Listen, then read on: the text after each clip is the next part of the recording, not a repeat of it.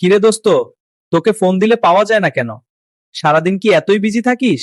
আরে ভাই বলিস না, প্রতিদিন হাজার হাজার মানুষের সাথে ডিল করতে হয়, দম ফেলার সময় পাই না। তাই নাকি? কি কাজ করিস তুই? কোনো মাল্টিন্যাশনাল কোম্পানি? আরে না, আমি বাসের হেল্পার। সারাদিন ডানে চাপেন বামে চাপেন করতে করতে জীবন শেষ। কিরে দোস্ত, তোকে খুব চিন্তিত দেখাচ্ছে। কোনো সমস্যা? ঠিক বলেছিস রে। আমার আসলে 600 টাকা খুব দরকার। দেখলি তো আমাদের বন্ধুত্ব কত গভীর। তুই চট করে বুঝে গেলি যে আমার পকেটে 1 টাকাও নেই। তার মানে তুই টাকা দিবি না?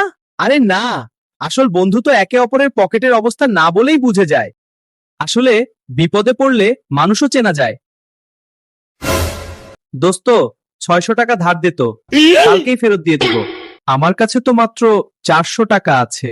আচ্ছা ঠিক আছে, ওই 400 টাকাই দেয়, বাকি 200 টাকা তোর কাছে ধার হিসেবে থাকলো। তার মানে আমি তোকে 300 টাকাও দিলাম, আবার তোর কাছে 200 টাকা ঋণী থাকলাম। ভাইরে, তুই তো জিনিয়াস।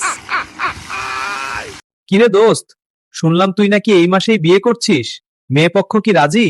অর্ধেক তো রাজি হয়ে গেছে রে বন্ধু, আর অর্ধেক বাকি। ওরে সাবাস, অর্ধেক রাজি মানে তোর পক্ষ থেকে সব ওকে? আরে না, আমি আর আমার আব্বা রাজি হইছি।